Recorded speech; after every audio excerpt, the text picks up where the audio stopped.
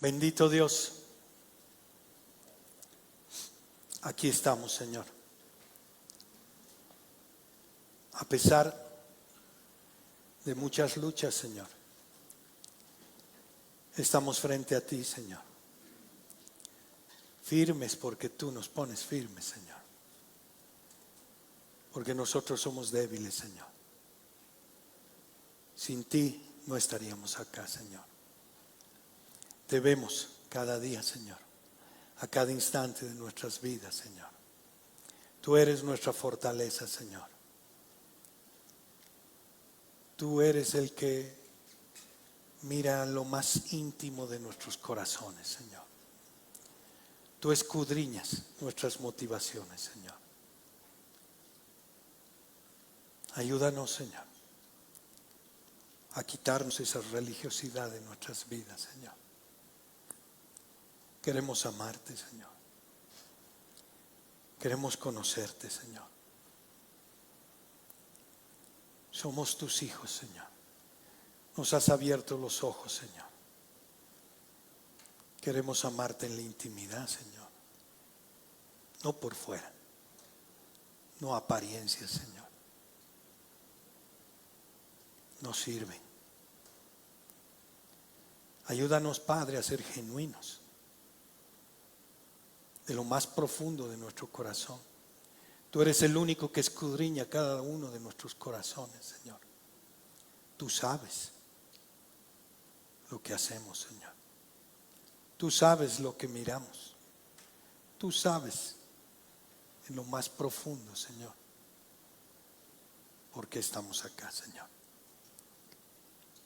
Y te pido, Señor, que cada día en nuestras vidas nos muestres más todavía, Señor. Que la batalla sea mucho más dura, Señor. Ayúdanos, Padre, a morir a nosotros mismos, Señor. Nada bueno hay en nosotros, Señor. Tú eres el único bueno, Señor. Y en esta mañana, Padre, quiero mirarte, Señor. Y mirarte como iglesia, Señor. Y pedirte por la salud de nuestra hermana Hilda, Señor. De nuestra amada hermana Hilda, Señor.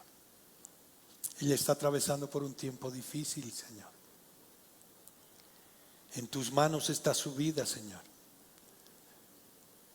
Pero en nuestro corazón, Padre, te pedimos que la ayudes, Señor, en este tiempo. Y si es tu voluntad, pues la tengamos el próximo domingo con nosotros, Señor. Descansamos en tu voluntad, Señor. Pero es tú, Señor, quien nos sostiene como iglesia, Señor. Y sabemos que tu decisión siempre es perfecta, Padre. Te pedimos por nuestra amada hermana Hildita, por su salud, porque los médicos tú pongas el querer y el hacer y sea atendida como tiene que ser, con diligencia, Señor. Gracias, Padre. Gracias te entrego en este día, Padre, esta prédica, Señor. Mi vida, Señor, para poder ser fiel a tu palabra, Señor. A lo que tú has puesto en tu palabra, Señor. Sin desviarme, Señor. Sin mostrarme a mí, Señor. Simplemente soy un mensajero de ti, Señor. Hemos venido a decir tu palabra.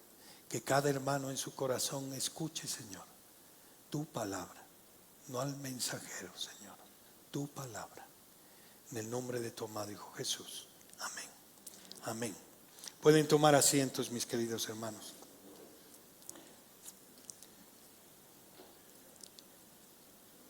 Como saben, mis queridos hermanos, hemos estado en el libro de Colosenses. Y hoy día concluimos este precioso libro del apóstol. Y bueno, por los que han seguido las prédicas, por lo que estamos viviendo, Pablo, cómo se esfuerza en mostrar a Cristo.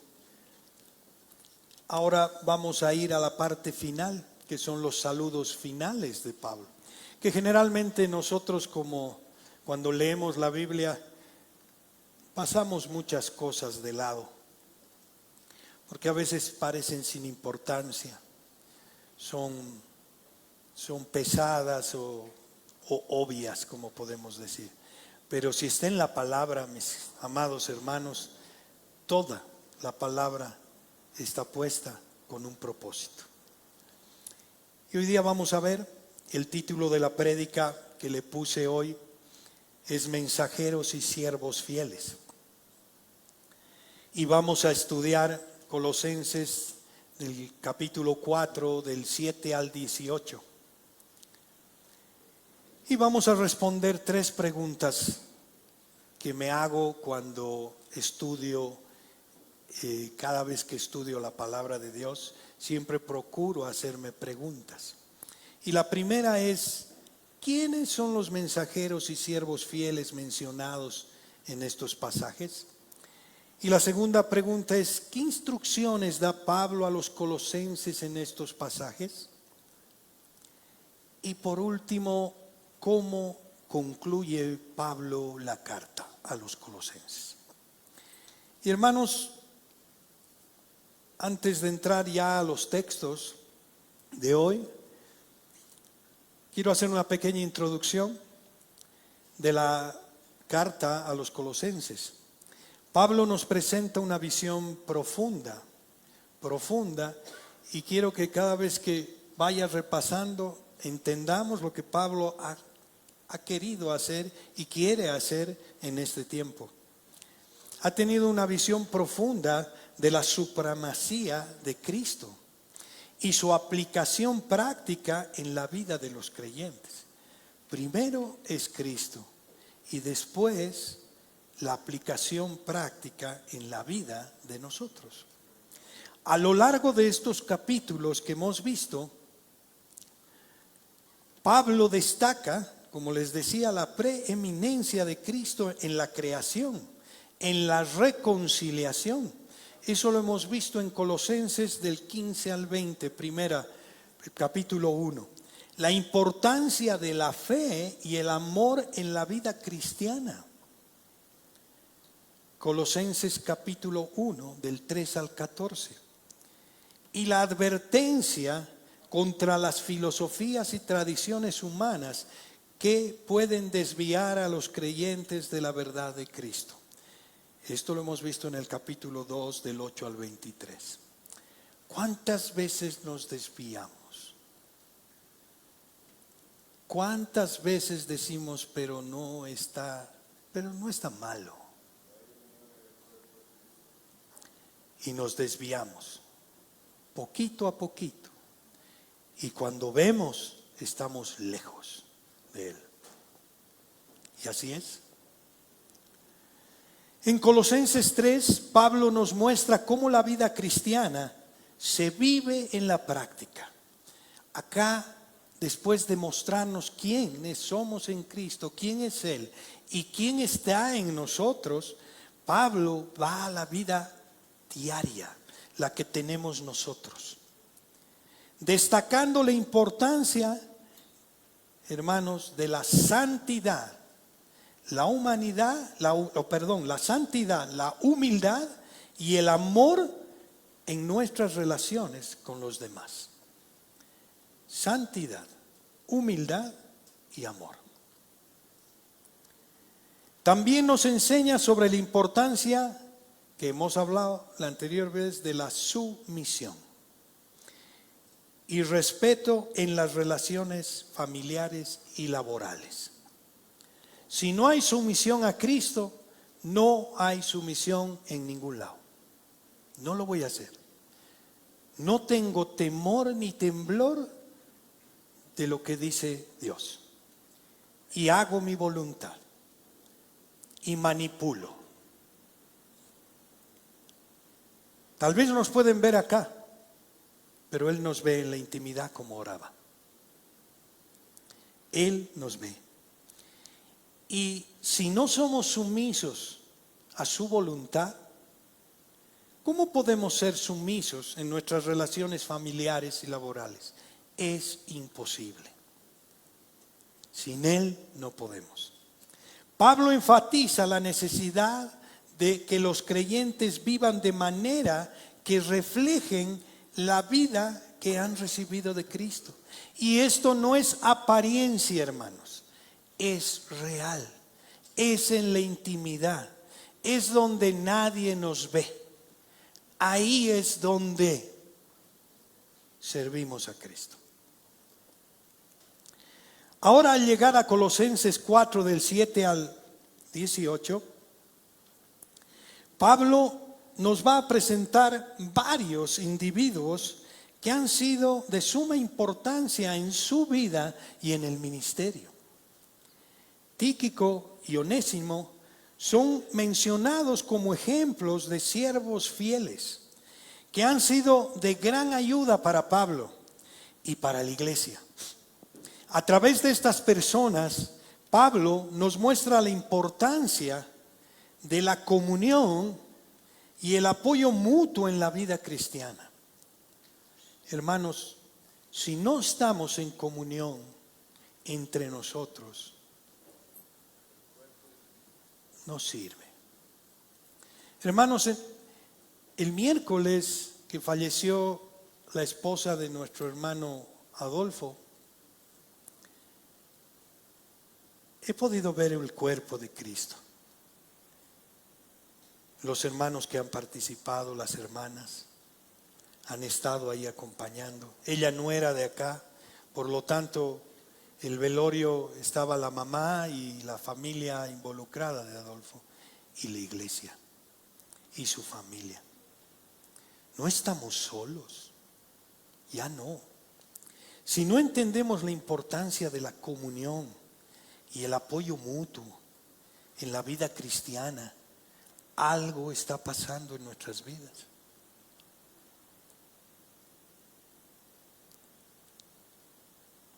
La mención de estos individuos también nos recuerda la importancia de las relaciones personales y la comunión en la vida cristiana. De eso va a hablar Pablo. Pablo destaca la gratitud y el aprecio que siente por aquellos que han apoyado su ministerio, propias vidas y en nuestras relaciones. La carta de Pablo, mis queridos hermanos, a los colosenses nos muestra una vida, como les decía, cristiana, que no se vive en aislamiento. No podemos vivir la vida cristiana aislados, sino en comunidad y en relación con otros creyentes. La epístola o la carta de los colosenses, escrita por Pablo, es una rica fuente de enseñanza y exhortación para los creyentes de hoy en día. A través de ella podemos aprender sobre la importancia de la fe, el amor y la comunión en la vida cristiana. También podemos encontrar ánimo y fortaleza para vivir de manera que reflejemos la gloria de Cristo en nuestras vidas. Y esto me lleva a la primera pregunta, donde vamos a responderla con el mismo texto. ¿Quiénes son los mensajeros y siervos fieles mencionados en este pasaje? Y voy a leer del 7 al 9, donde dice: Tíquico, fiel seguidor de Cristo y compañero nuestro, les contará todo lo que tiene que ver conmigo. Él siempre me ha ayudado y juntos hemos servido al Señor. Por eso mismo lo estoy enviando a ustedes, para que les dé ánimo y les diga cómo estamos. Con él va también Onésimo, quien es fiel miembro de la iglesia de ustedes y al cual queremos mucho. Ellos les contarán todo lo que pasa por aquí. Debemos estar agradecidos, mis queridos hermanos, por estos hombres mencionados, ya que trajeron esta carta de Pablo desde Roma a la iglesia de Colosas. Quizás ellos no se dieron cuenta del gran tesoro que llevaban, ni de la importancia que tendría esta carta. Pero la verdad, es que deberíamos estar muy agradecidos por su fiel obediencia. Tíquico formó parte de un grupo de jóvenes que acompañó a Pablo en gran parte de su ministerio. En aquella época no existía, hermanos, seminarios. Así que la formación se impartía de la manera más eficaz, mediante relaciones personales, continuas y prácticas. Esto implicaba acompañar a la gente en sus viajes y enseñándoles la importancia y cómo reaccionar ante las situaciones. Créanme, hermanos, que 4 años en un seminario hoy en día no podrían igualar 1 o 2 años de esa formación intensa y personalizada con el propio apóstol Pablo. Y hermanos, esto nos lleva a reflexionar. Tenemos mucha gente capacitada en la palabra de Dios, pero sin amor. No solo es conocimiento, hermanos. La palabra es vida. Y verdaderamente, hoy en día salen pastores de seminarios porque han estudiado. ¿Está mal? No. Pero eso, hermanos, es una vida diaria. Es hacer vida lo que Él hace con nosotros. Eso no se aprende, eso se vive, como Pablo. Y ha de ser hermoso ver a Pablo en su día a día, como en una familia, ver cómo reaccionamos. Es ahí donde aprendemos, es ahí donde educamos. Cuando un hijo ve a un padre desesperado, lejos de Dios, haciendo fuera de Dios la voluntad, sin orar, sin nada decidir cosas. Eso no se aprende en seminarios, se aprende en la vida, mirándolo a Él y sabiendo dónde acudimos, porque sabemos en quién hemos creído.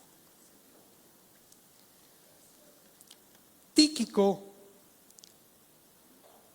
originario de Tesalónica, viajó mucho con Pablo.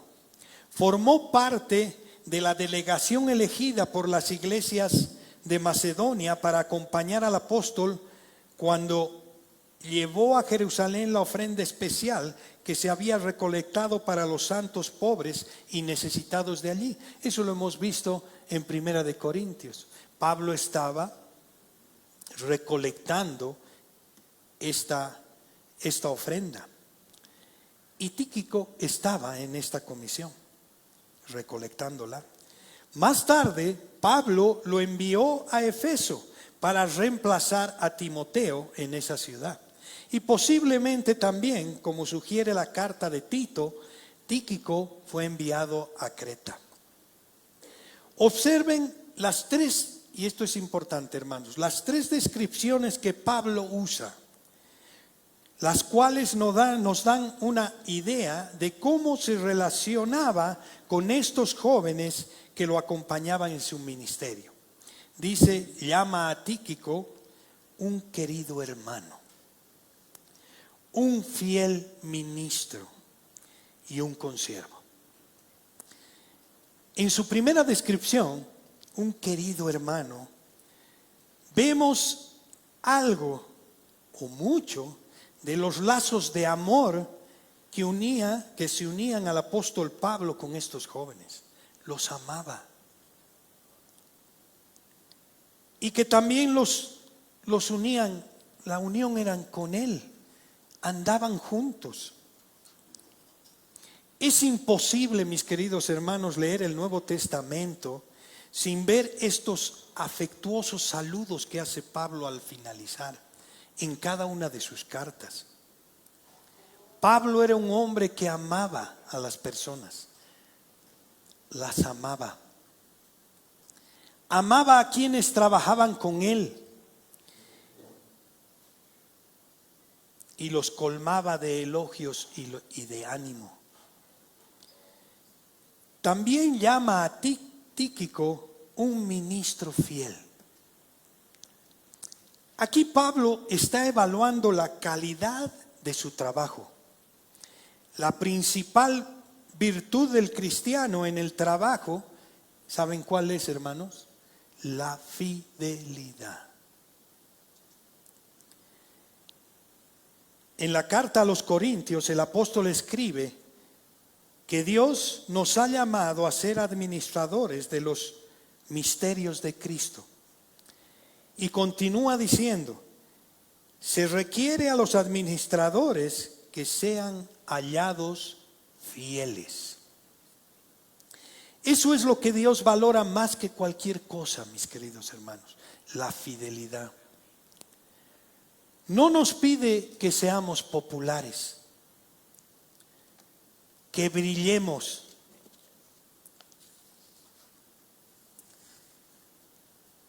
ni que seamos aceptados. Pero sí nos pide, hermanos, que seamos fieles en cualquier ministerio. Fidelidad. Tarea o asignación que nos han encomendado. Eso es descansar en la fidelidad de mi hermano. Sé que no va a fallar. Eso es un tesoro. La fidelidad es lo que ganará gran alabanza ante el trono de la gracia. Eso es lo que quiere Dios.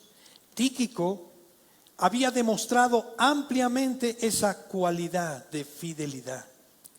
La tercera frase que describe Pablo a Tíquico le dice que es un consiervo. No se refiere a la calidad de su trabajo acá, sino a la igualdad de los trabajadores. Igualdad. El alejamiento de la iglesia, o sea, ¿qué es lo que ha ocasionado el alejamiento? Las distorsiones en la iglesia. Esa desigualdad de mirarse distintos unos a otros. Y lo que me impresiona del primer siglo es que nunca se ha mostrado esa desigualdad. Todos se veían iguales. No existía jerarquía en la iglesia primitiva, hermanos. Esta jerarquía fue impuesta a la iglesia tomando directamente del mundo y de lo que somos. Siempre queremos ver a unos más arriba y a otros más abajo. Siempre calificamos así, lamentablemente. Pablo nunca se refiere a sí mismo, por ejemplo, como un obispo. Siempre se define como un colaborador, como un consiervo. Es un apóstol, portavoz, autorizado por Cristo mismo. Un hermano mayor, se dice. A veces se autodenomina como padre espiritual, Pablo.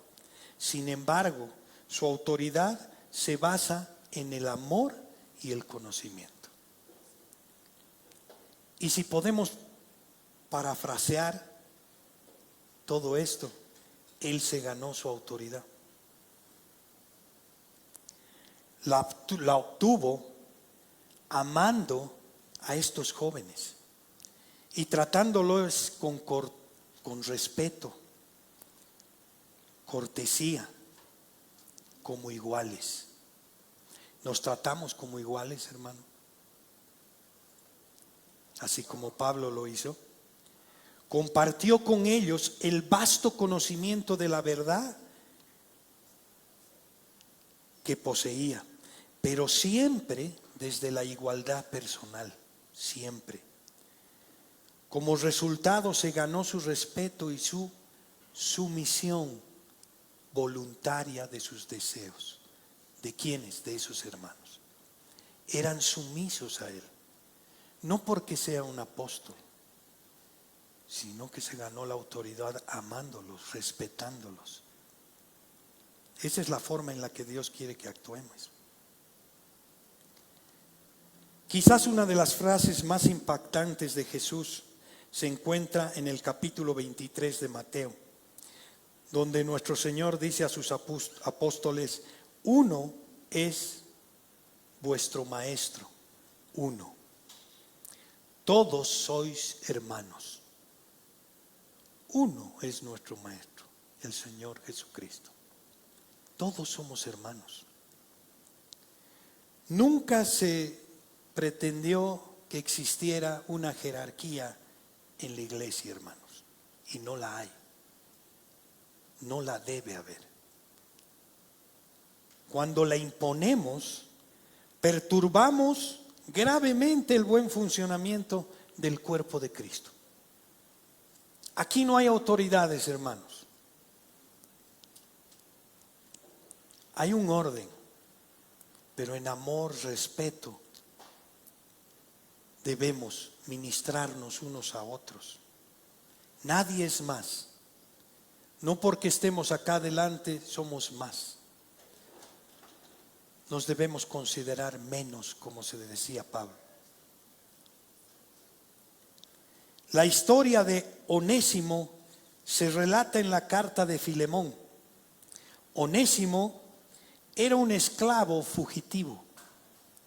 Al parecer se llevó parte del dinero de su amo al irse. De alguna manera llegó a Roma y contactó con Pablo. Probablemente el apóstol mismo lo condujo a Cristo. Pablo lo envía de vuelta, y miren lo que hace Pablo, lo envía de vuelta a su amo con una hermosa súplica a Filemón. Y le dice: si ha hecho algo malo, cárgalo a mi cuenta. Le pide a Filemón que lo reciba a Onésimo como hermano en Cristo y lo reintegre a su casa. Qué hermoso corazón de Pablo. ¿Y dónde lo envía? Donde cometió el pecado. Y la súplica de Pablo a Filemón. Es probable que Onésimo sea enviado de vuelta a Colosas para ministrar entre los esclavos, porque él era un esclavo, que probablemente constituían la mitad de las congregaciones en esas iglesias cristianas, o diré primitivas, perdón. De esta manera, el evangelio penetró en todas las clases sociales. Jesús mismo afirmó que su tarea como Señor viviente era colocar a las personas donde Él quería que estuvieran. Dios nos coloca donde Él quiere que estemos. ¿Y qué decía Jesús? No me eligieron ustedes a mí.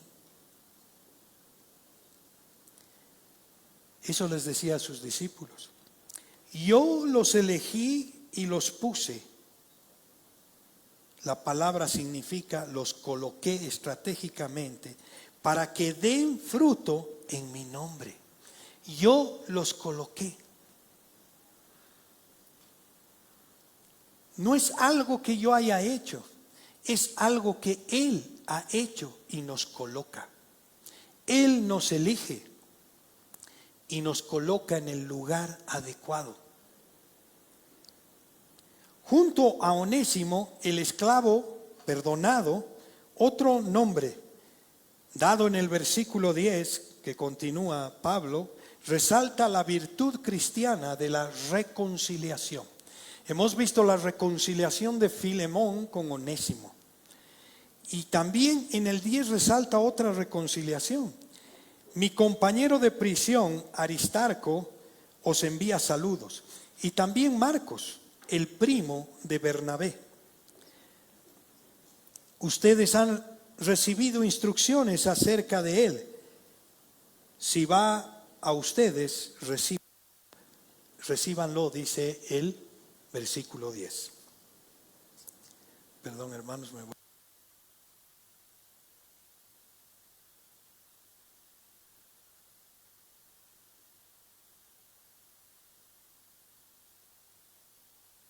Esta referencia a Marcos nos remonta al primer viaje de Pablo, registrado en el capítulo 13 de los Hechos. Por eso es tan importante leer la integridad de la Biblia, porque Pablo menciona muchos colaboradores. Y si yo no sé de dónde vienen y cómo, entonces estoy escuchando al aire y no sé. Por eso debemos llenarnos de la palabra de Dios, para entender todo el contexto. Y como les decía, en el capítulo 13 del libro de Hechos, cuando el apóstol Pablo, junto con Bernabé, fue enviado desde la iglesia de Antioquía, llevaron consigo a un joven llamado Juan Marcos, a quien se le llama Juan en Hechos 13. Sabemos por otras referencias que Juan Marcos era hijo de una viuda adinerada que vivía en Jerusalén. Probablemente, dicen los estudiosos de la Biblia, probablemente era Juan Marcos o Marcos era consentido. Así que cuando las cosas se pusieron difíciles en el viaje con Pablo y Bernabé, Marcos quiso volver a casa con su madre. Y eso fue lo que hizo. Abandonó el trabajo. Más tarde, cuando Bernabé quiso llevarlo en el segundo viaje misionero, Pablo se resistió y se negó a permitir que un desertor lo acompañara. Bernabé, en cambio, llevó a Marcos a Chipre, donde ministraron allí.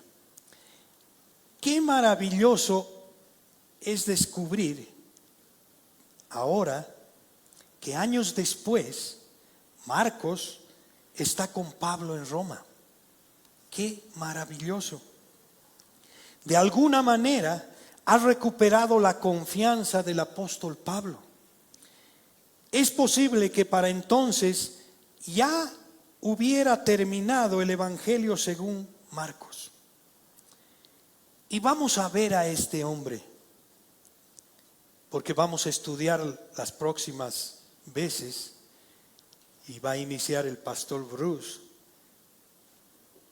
el Evangelio según Marcos, que es una bendición. Y vamos a ver, él desertó una vez, pero miren la bendición, cómo Dios nos utiliza. Y van a conocerlo, vamos a estudiarlo, vamos a ver lo que ha hecho Dios, Cristo, con él, a través de él.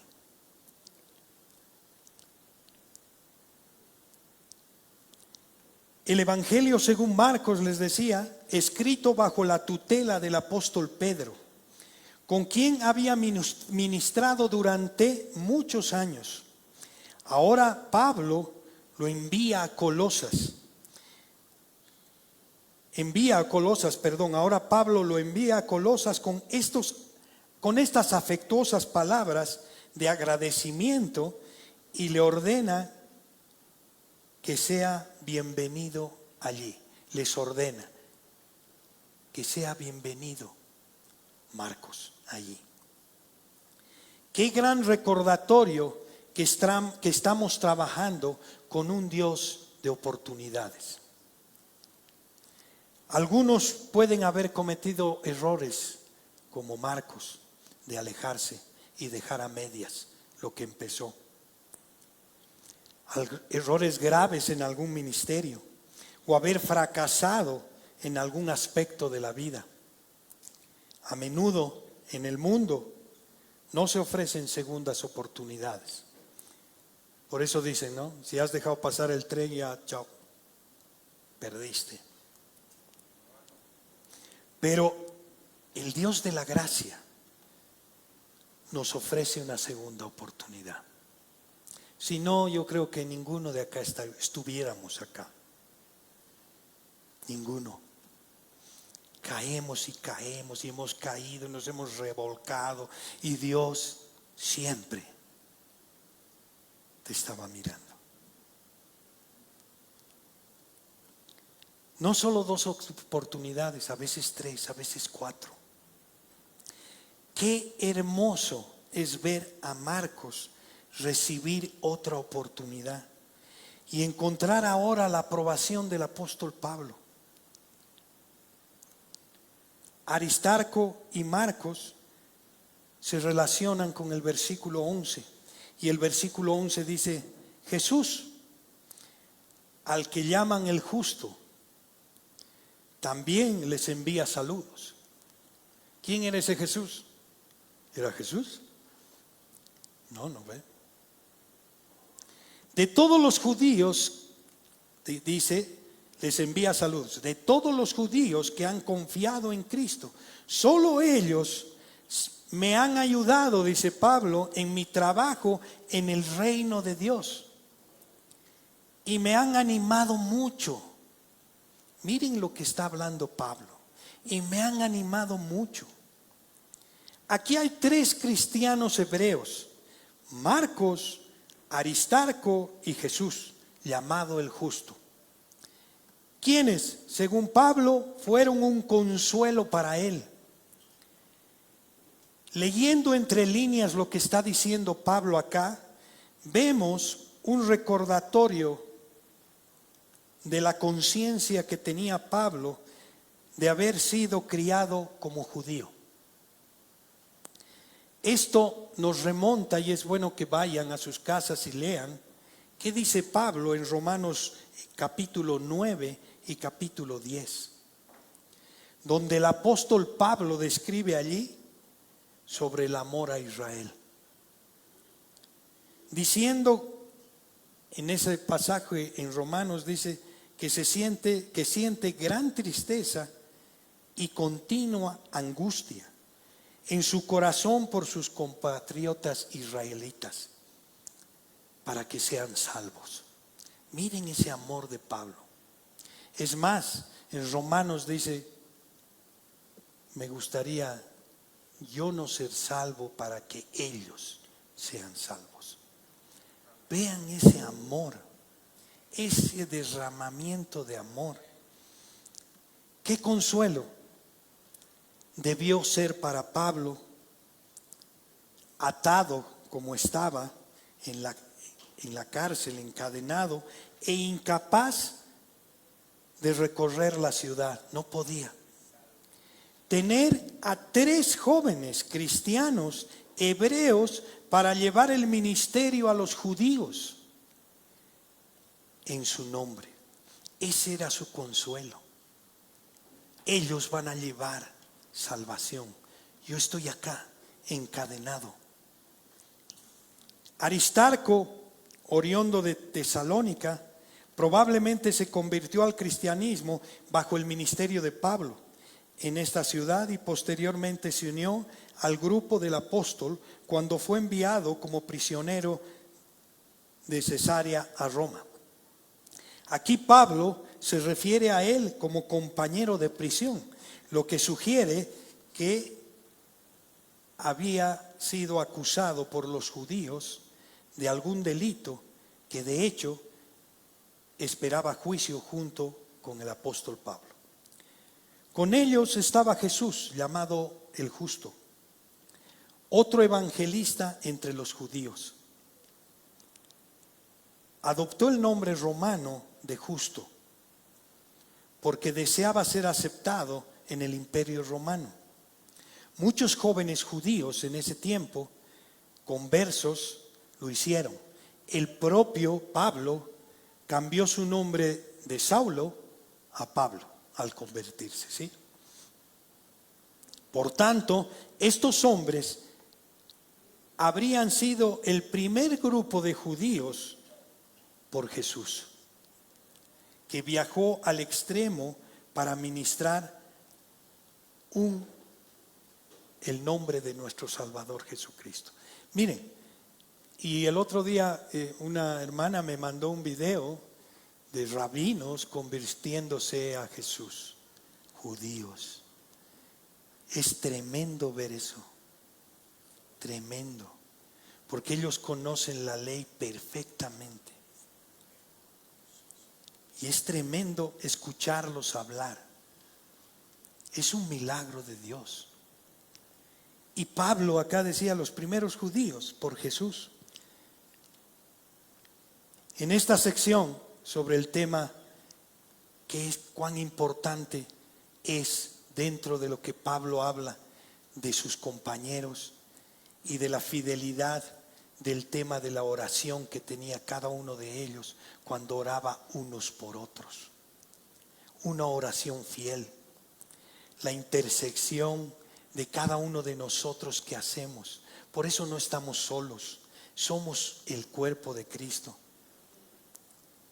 Y en esta intersección, Pablo nos va a mostrar en los siguientes versículos, nos muestra los nombres de Epafras y el doctor Lucas y Demas. El doctor Lucas es el que escribió el Evangelio según Lucas.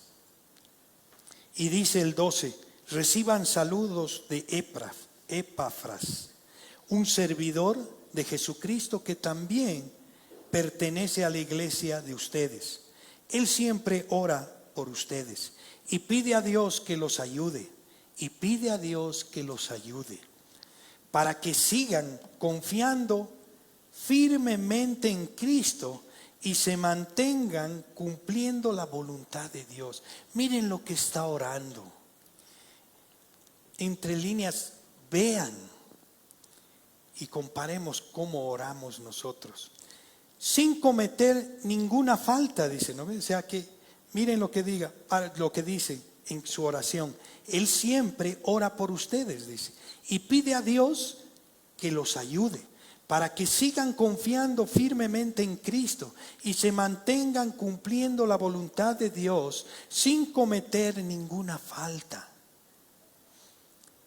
Yo mismo he visto, dice Pablo, cómo Epafras se preocupa por ustedes y por los de la iglesia en Hierápolis y la Odisea.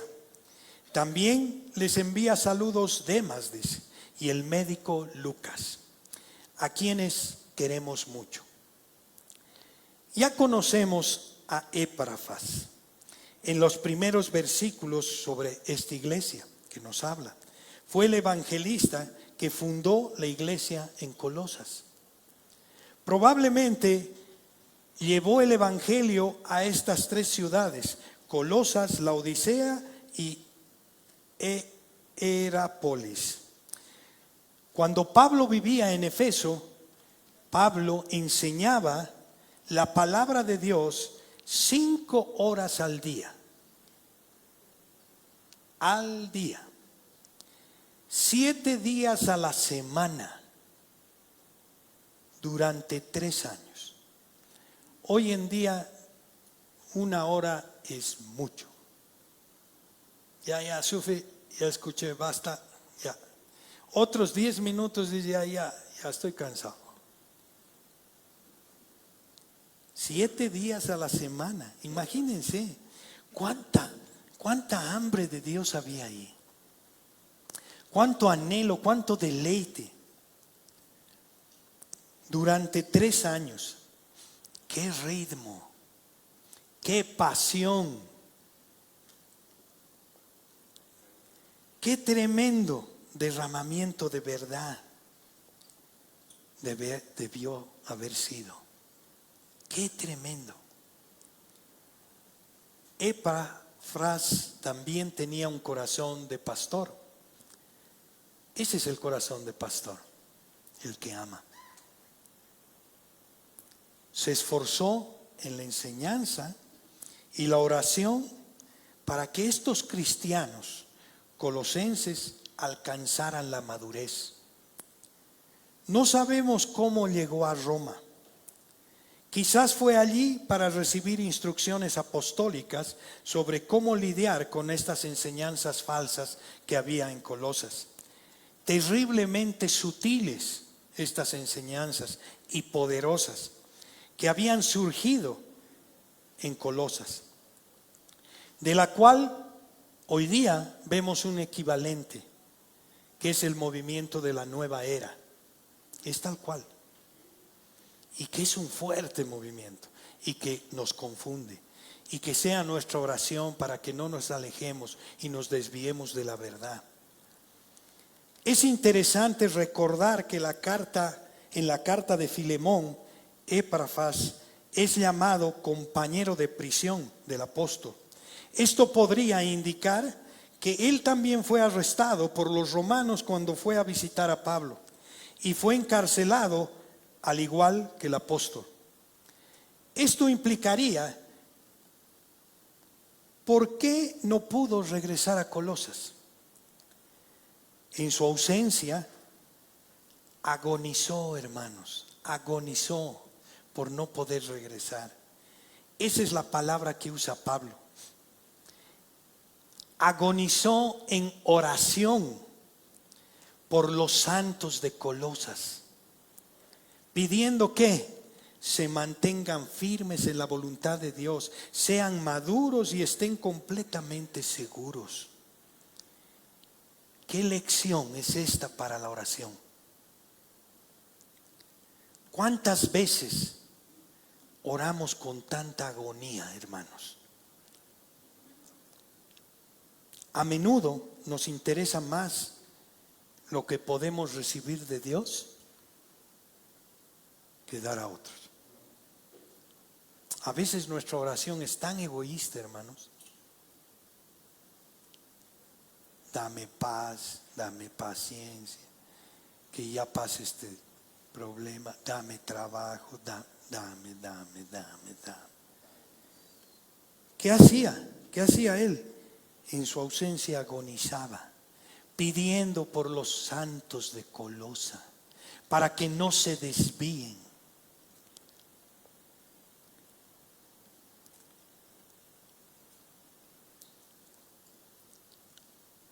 Y preparando siempre las prédicas, yo recuerdo que mientras leía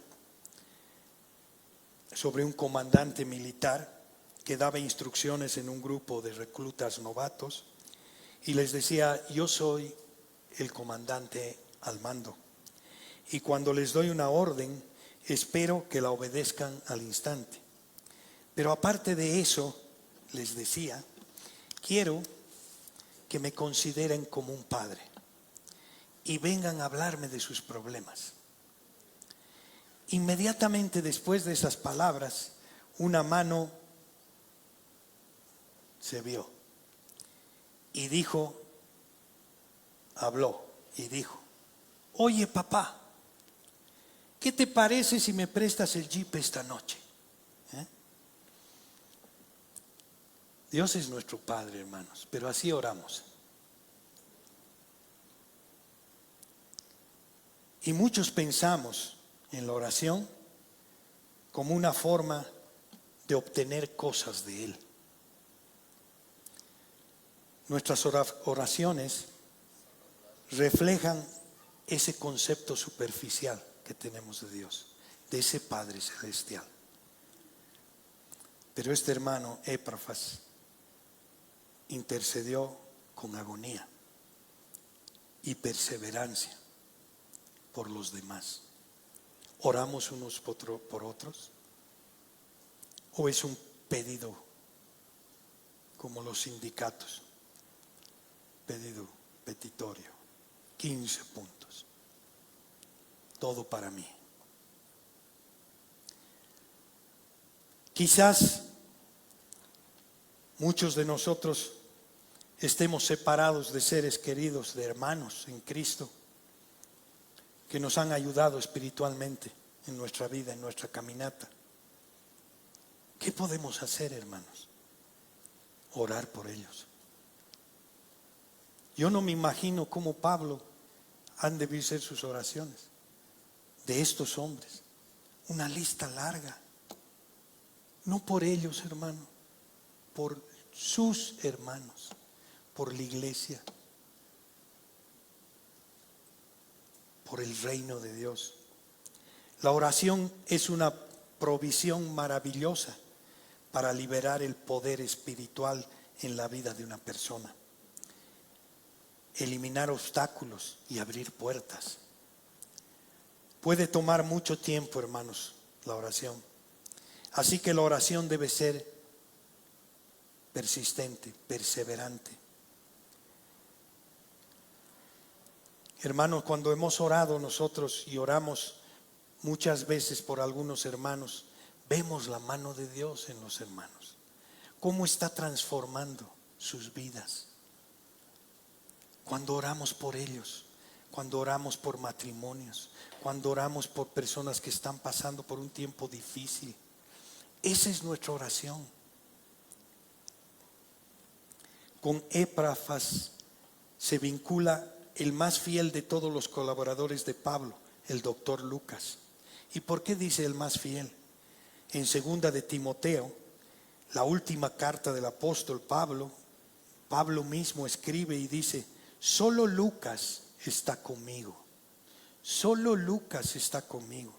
Todos los demás se han marchado, pero Lucas permaneció fiel hasta el final.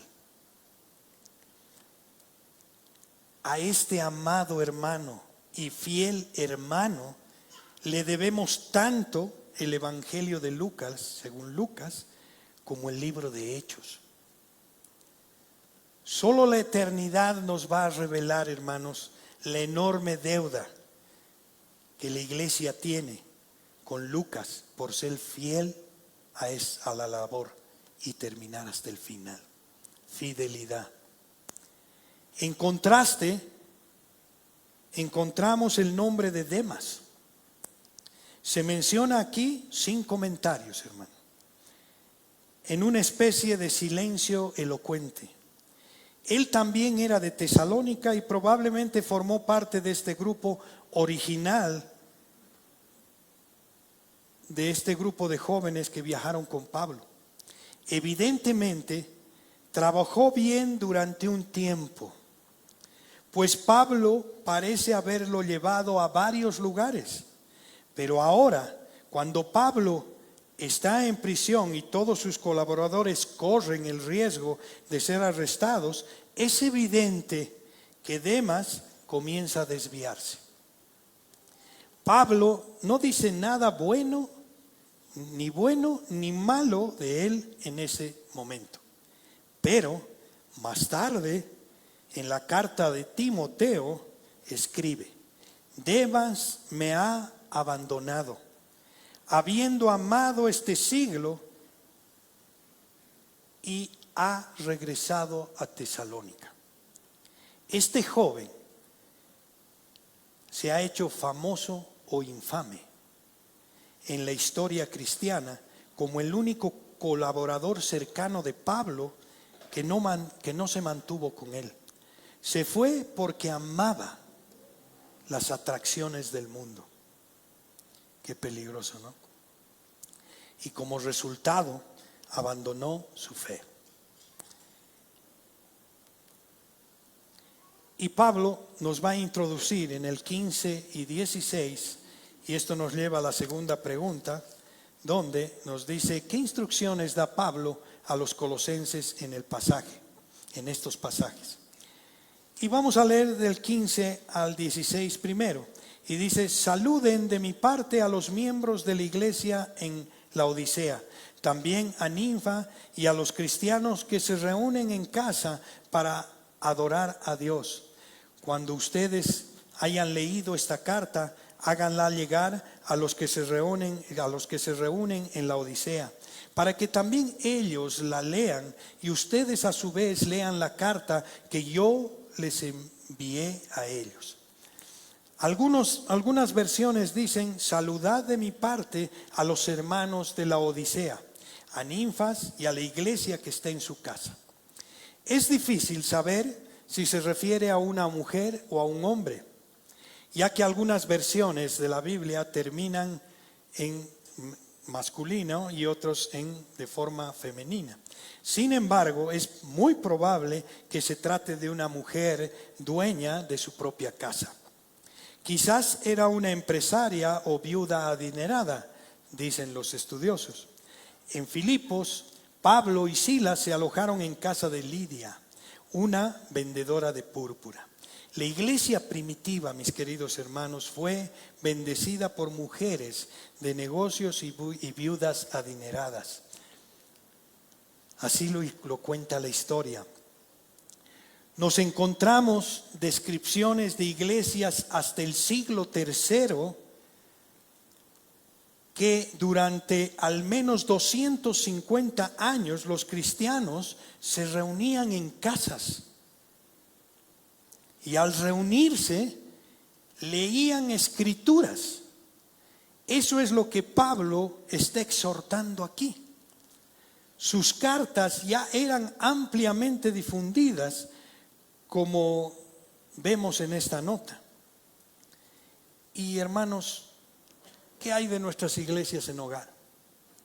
Esto no era habitual, el reunirnos los domingos y ser espectadores. Las iglesias en hogar es fundamental, hermanos.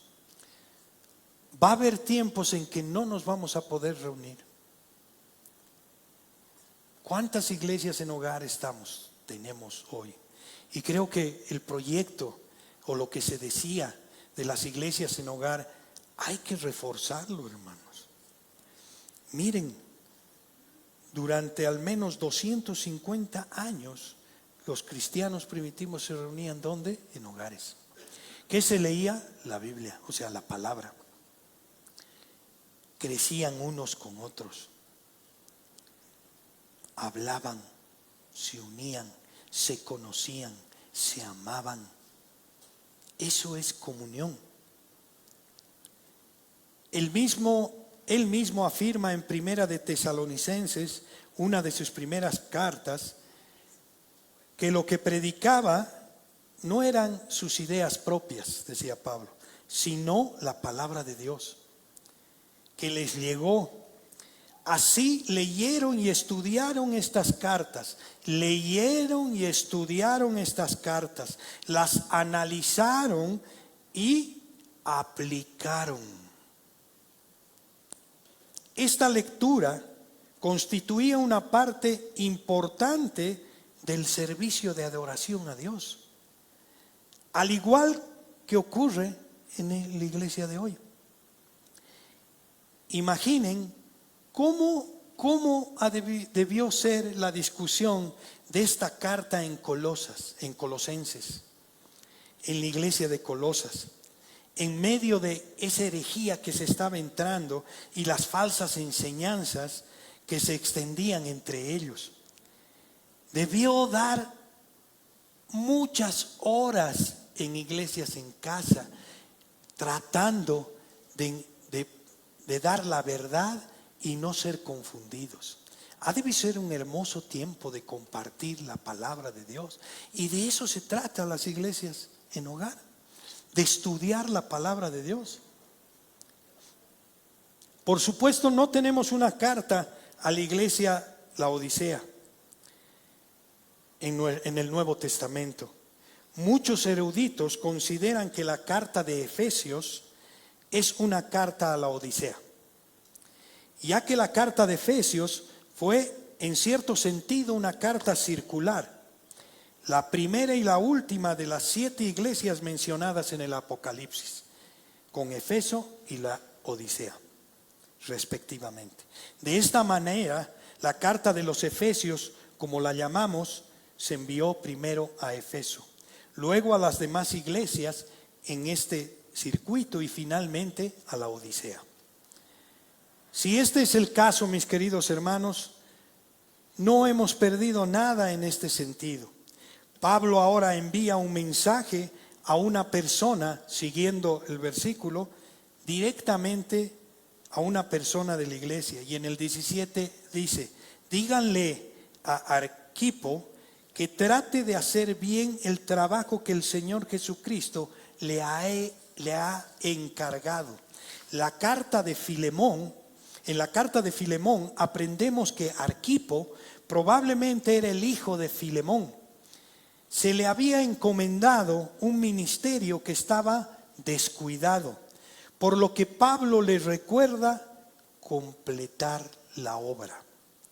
Nadie sabe cuál era ese ministerio, pero lo importante era que tenía uno, como todos los cristianos. Todos tenemos un ministerio, absolutamente todos. Aquí nuevamente encontramos un aspecto muy descuidado de la iglesia de hoy. ¿Y cuál es, hermanos? Desafortunadamente digo, se nos ha enseñado durante años o por mucho tiempo que cuando asistimos a la iglesia, los ministros o los pastores son quienes se ponen al frente y dirigen la reunión, como ahora. Pero ese no es el caso de las iglesias primitivas, hermanos. Los ministros son los entrenadores, los jugadores son los que están en las bancas, ¿sí? Nosotros entrenamos, ustedes son jugadores. Ellos son los que tienen la obra del ministerio, ustedes tienen la obra del ministerio, ustedes. Pablo dice en la carta en Efesios que los líderes deben equipar a los santos para hacer la obra del ministerio. Espero, mis queridos hermanos, que muchos de ustedes estén captando la verdad. El impacto de la iglesia en esta comunidad no se logra solo viniendo acá, no, sino por lo que hacen ustedes afuera. Ustedes son los ministros, son los responsables de continuar la obra. La iglesia no se reúne para adorar y aprender y punto. Me lleno de conocimiento, tengo la cabeza llena de conocimiento. Nos reunimos para adorar y aprender a fin de preparar a cada creyente, ¿para qué? Para su ministerio. Eso es lo que Pablo hace aquí. Está animando a este joven a asumir la obra que Dios le ha encomendado. Esta es la verdadera importancia de nuestro ministerio, a la que Satanás se resiste y triunfa cuando no haces lo que tienes que hacer. Cuando estás afuera y no pareces parte de la obra, no estás cumpliendo tu obra encomendada. Cuando los cristianos comienzan a reconocer que Dios puede obrar y obrar a través de ellos, se comienza a sentir una nueva emoción y un nuevo desafío, hermanos. La vida cristiana deja de ser aburrida y rutinaria.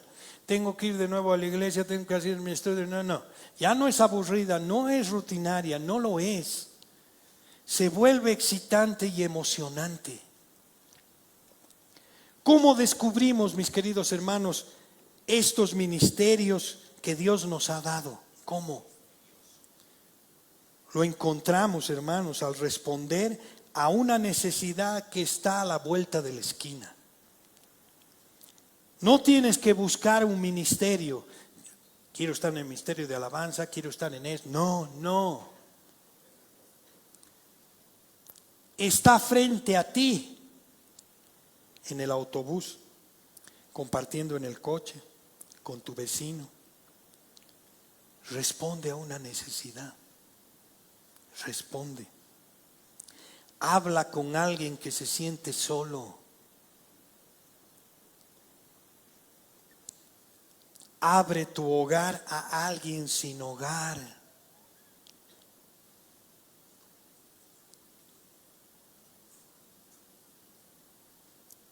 Tómate un café con alguien. Háblale. Ese es tu ministerio. Así es como encuentras el ministerio que el Señor mismo te ha dado.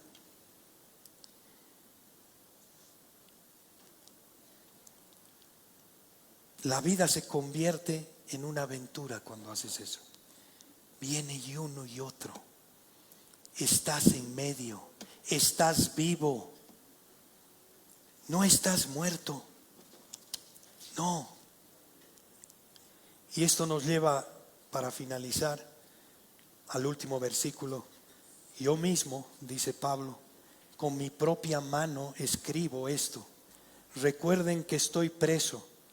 Deseo de todo corazón que Dios los llene con su amor. Esa palabra, recordar mis cadenas, fue escrita hace 2000 años para personas que ya no están. Pablo mismo ha estado en la gloria durante todos estos siglos y aún así estas palabras aún tienen un significado para nosotros hoy. Conviene que también recordemos esas cadenas de Pablo, que pensemos en este poderoso apóstol que fue acosado, perseguido, oprimido donde quiera que iba, fue resistido, encarcelado en muchos lugares, pasó una noche y un día en la jungla. Fue golpeado con varas, apedreado en ocasiones. Incluso mientras escribía estas cartas, no le resultó fácil. No se sentía, él no estaba en una habitación cómoda preparando la carta. No. Debió dictarlas a un esclavo educado y luego, con mucho esfuerzo, como dice acá, yo mismo escribo con mi propia mano, con mucho esfuerzo. Debió tener una baja visión, no veía bien, escribir con lentes grandes su nombre al final, para que la carta no sea considerada una falsificación. A lo largo de los siglos, esta carta, junto con otras, ha transformado la historia del mundo, hermanos. Es un documento de suma importancia. Sin embargo, convendría que recordemos cada uno de nosotros el precio que supuso tener estas escrituras en nuestras manos. Recordemos lo que costó sus cadenas. Demos gracias por ese apóstol que fue levantado por Cristo. Demos gracias a Cristo que le dio la fortaleza, que siempre estuvo con él y que siempre Pablo lo tuvo en el centro, no a un lado, en el centro. Sin importar los obstáculos, cumplió fielmente su ministerio ante el Señor. ¿Qué modelo es para nosotros? ¿Qué modelo? ¿Cómo estamos nosotros? ¿Qué estamos haciendo con todo esto? ¿Costó vidas?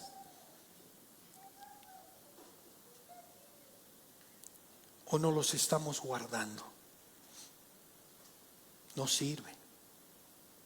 No sirve. No sirve, hermanos. Tenemos que amarnos. Tenemos que amar con esa pasión que amó Pablo. Tenemos que amar. Y eso nos lleva. Estos son los saludos de Pablo, de la gente que ha estado con él, que ha llevado el evangelio, que han ido obedientemente con él. ¿Por qué? Por el sacrificio de Cristo. por lo que Él hizo, no por lo que ellos han hecho, sino mirando al consumador, al Rey de Reyes, Señor de señores. Amén. Podemos ponernos de pie, hermanos.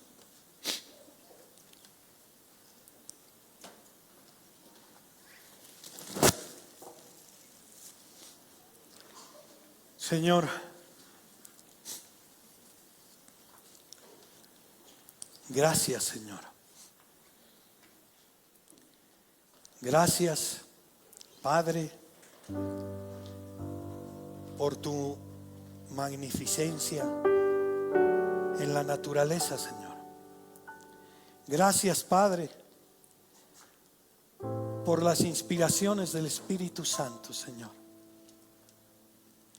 Gracias, Padre,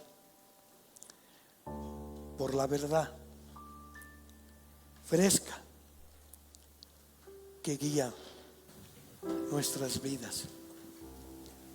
Gracias, Padre, por las personas cuyas vidas ilustran tu palabra, Señor. Gracias, Padre, por esta iglesia a la cual me has puesto, Señor. Gracias, Señor. Gracias, Señor, por quienes nos ayudan, interceden por nosotros, nos apoyan, nos aman, nos inspiran. Señor, no puedo vivir como cristiano sin ellos, pues necesito esa parte de ti.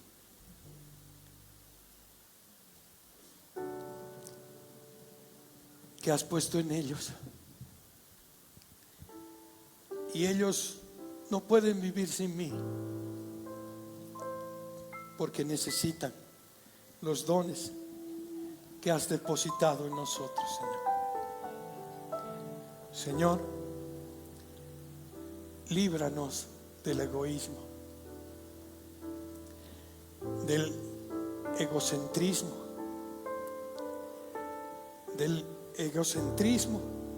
de la independencia espiritual que nos impide unirnos unos con otros. Señor,